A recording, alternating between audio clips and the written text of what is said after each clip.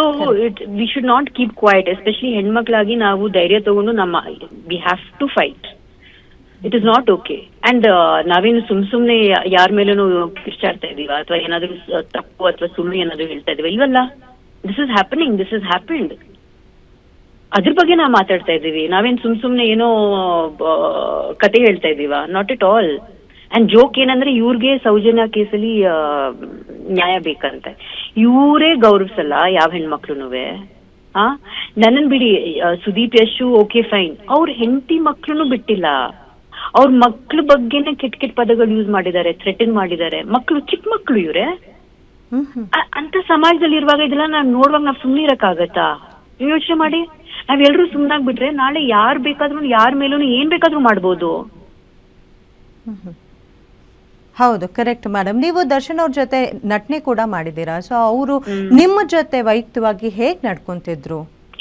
Is nice to me. ನಾವ್ ಸಿಕ್ತಾಗ ಮೊನ್ನೆ ಒಂದು ಮದ್ವೆಲೆಲ್ಲೋ ಸಿಕ್ಕಿದ್ವಿ. He was nice. I mean, ನಮ್ಮಿಬ್ರು ಮಧ್ಯದಲ್ಲಿ ನಮ್ಗೇನಿಲ್ಲ.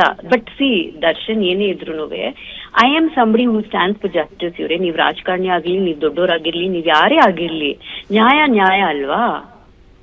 V have to speak up for the truth ಅಲ್ವಾ? ಇಲ್ಲಾಂದ್ರೆ ನನ್ಗೂ ಬೇರೆಯವ್ರಿಗೆ ಏನ್ ವ್ಯತ್ಯಾಸ? ಒಳ್ಳೆಯವ್ರು ಬೇಕೋ ಬೇಡವೋ ಈ ಸಮಾಜದಲ್ಲಿ ಯಾರಾದ್ರೂ ಒಬ್ರು ಇರ್ಬೇಕಲ್ವಾ? We have to talk, we have to stand up for justice. ಇಲ್ಲಾಂದ್ರೆ ಸಮಾಜದವ್ರು ಏನ್ ಅನ್ಕೋತಾರೆ? ಅವ್ರಿಗೆ ನ್ಯಾಯ ಸಿಗತ್ತಾ? ಅದಕ್ಕೆ ಎಲ್ಲಾರು ಕಾನೂನು ಅವ್ರ ಕೈಯಲ್ಲಿ ತಗೊಳ್ಳೋದು. ಯಾಕಂದ್ರೆ ಪೊಲೀಸ್ ಅವರು, ಈ ನ್ಯಾಯಾಲಯದವರು ಏನು ಮಾಡಲ್ಲ ನಮಗೋಸ್ಕರ, ಅದಕ್ಕೆ ಕಾನೂನು ನಮ್ ಕೈಯಲ್ಲಿ ತಗೊಳ್ಳೋಣ, ನಾವೇ ಹಿಂಗೆ ಮಾಡೋಣ ಅಂತ.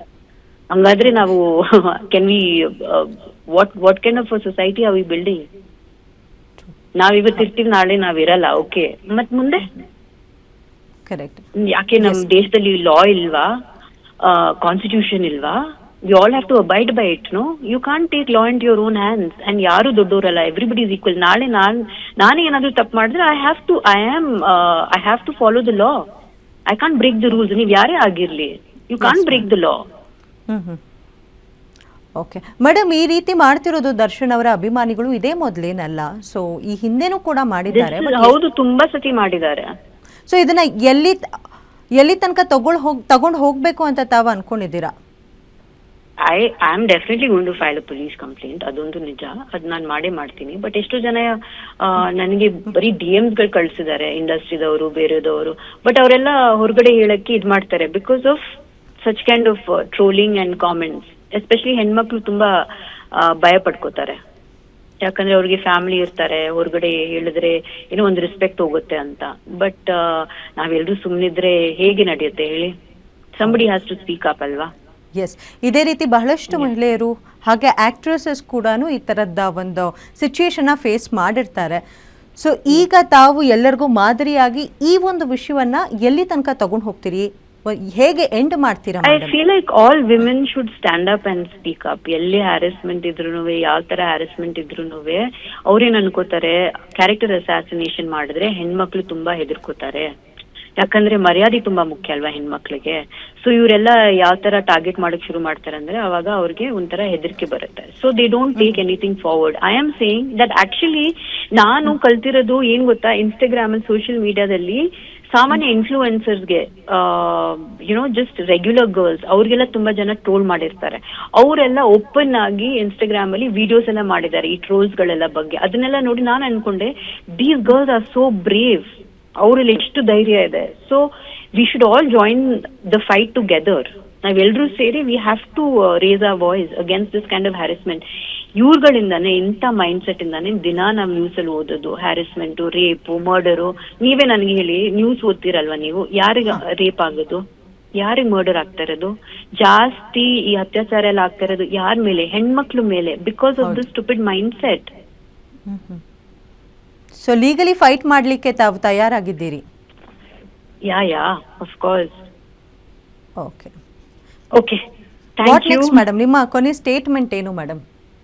ಐ ಥಿಂಕ್ ದಟ್ ನನ್ಗೆ ಒಂದೊಂದ್ಸತಿ ಇವ್ರ ಮೇಲೆ ಕೋಪ ಬರಲ್ಲ. ಐ ಜಸ್ಟ್ ಫೀಲ್ ಬೇಸರ ಆಗುತ್ತೆ.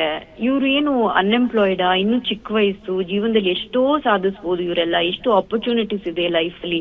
ಅದನ್ ಬಿಟ್ಬಿಟ್ಟು ಇವ್ರಿಗೆ ಏನೋ ಈ ತರ ಎಲ್ಲ ಮೆಸೇಜ್ಗಳು ಕಳಿಸ್ತಾರೆ. ಇವ್ರಿಗೆ ಏನು ಉದ್ಧಾರ ಆಗುತ್ತೆ? ಅದ್ರ ಬದಲು ಏನೋ ಒಂದ್ ಒಳ್ಳೇದ್ ಮಾಡ್ಬೋದಲ್ಲ ಲೈಫ್ ಅಲ್ಲಿ. Do some good work. We are missing good people in society. ಅದನ್ನ ಮಾಡ್ಬೋದಲ್ಲ. You can encash on your fan base if there so many people. ಒಳ್ಳೇದೇನಾದ್ರೂ ಮಾಡಿ ಕೆಲಸ. ಕರೆಕ್ಟ್. ಈ ತರ ಹೆಣ್ಮಕ್ಳಿಗೆಲ್ಲ ಮೆಸೇಜಸ್ ಕಳ್ಸಿದ್ರೆ what message are you trying to give to society? True that madam. So ಒಟ್ಟಾರೆಯಾಗಿ ನಮ್ಮ ಗ್ಯಾರಂಟಿ ನ್ಯೂಸ್ ಕಡೆಯಿಂದ ದರ್ಶನ್ ಅವರಿಗೆ ಹಾಗೂ ದರ್ಶನ್ ಅವರ ಅಭಿಮಾನಿಗಳಿಗೆ ಸೊ ದರ್ಶನ್ ಅವರು ಯಾವ ರೀತಿ ಒಳ್ಳೆ ಮಾರ್ಗಕ್ಕೆ ತರಬೇಕು ಅನ್ನೋ ಕುರಿತಾದಂತಹ ಮೆಸೇಜ್ ಏನು ಹೇಳಲಿಕ್ಕೆ ಇಷ್ಟಪಡ್ತೀರಿ? I think they should learn to meditate, exercise, find a job, ಏನೋ ಒಂದು ಬ್ಲಡ್ ಡೊನೇಷನ್ ಕ್ಯಾಂಪ್. ಎಷ್ಟು ಜನ ಹಿಂದೆ ನೋಡಿ ಯಾವ ತರ ಎಲ್ಲ ಮಾಡ್ತಾ ಇದ್ರು ಫ್ಯಾನ್ ಕ್ಲಬ್ಸ್ ಜೊತೆ. ಗುರು planting trees, blood donation camps, cleaning camps, ಆ ತರ ಎಲ್ಲ ಮಾಡೋರು. ಈಗ ಆ ತರ ನಮ್ಗೆ ಕಾಣಿಸೋದೇ ಇಲ್ಲಪ್ಪ. ಬರೀ ಇಂಥದ್ದೇ ಫ್ಯಾನ್ ವಾರ್ಸು, ಇದು ಹೀರೋ ವಾರ್ಸು, ಆಮೇಲೆ ಓಕೆ ಫೈನ್, ಐ ಅಂಡರ್ಸ್ಟ್ಯಾಂಡ್, ಒಬ್ಬೊಬ್ರು ಹೀರೋಗೆ ಇನ್ನೊಬ್ರಿಗೆ ಆಗಲ್ಲ, ಅದು ಕಾಂಪಿಟೇಷನ್ ಇದ್ದೇ ಇರುತ್ತೆ. ಬಟ್ ಈ ಮಟ್ಟಕ್ಕ ಇಷ್ಟು ಕೆಟ್ಟದಾಗಿ, ಅದು ಹೀರೋಸ್ ಬಿಟ್ಟು ಅವ್ರ ಫ್ಯಾಮಿಲಿನೂ ಸೇರ್ಸ್ಕೊಂಡು ಚಿಕ್ಕ ಮಕ್ಕಳು ಇವ್ರೆ, ಅದೇ ನಂಗೆ ತುಂಬಾ ಬೇಜಾರಾಗೋದು. ನಿಮ್ ಹೀರೋ ವರ್ಷಿಪ್ ಇಷ್ಟು ಕೀಳ್ಮಟ್ಟಕ್ಕೆ ಬಂದಿದ್ಯಾ ಅಂತ. ಓಕೆ ಮ್ಯಾಮ್, ನೀವು ಖುದ್ದಾಗಿ ಏನಾದರೂ ದರ್ಶನ್ ಅವ್ರನ್ನ ಕಾಂಟ್ಯಾಕ್ಟ್ ಮಾಡಿ ಈ ವಿಷಯ ತಿಳಿಸ್ಲಿಕ್ಕೆ ಪ್ರಯತ್ನ ಮಾಡಿದ್ದು ಇಲ್ಲ? Know why should I? Because ಅವರ ಫ್ಯಾನ್ಸ್ಗಳೇ ಈ ತರ ಮಾಡ್ತಿರೋದಲ್ಲ, ಅದಕ್ಕಾಗಿ. ಅವ್ರಿಗೆ ಗೊತ್ತಿಲ್ಲ ಅಂತ ಏನಿಲ್ಲ, ಅವ್ರಿಗೆ ಗೊತ್ತಿರತ್ತೆ. So he should take action.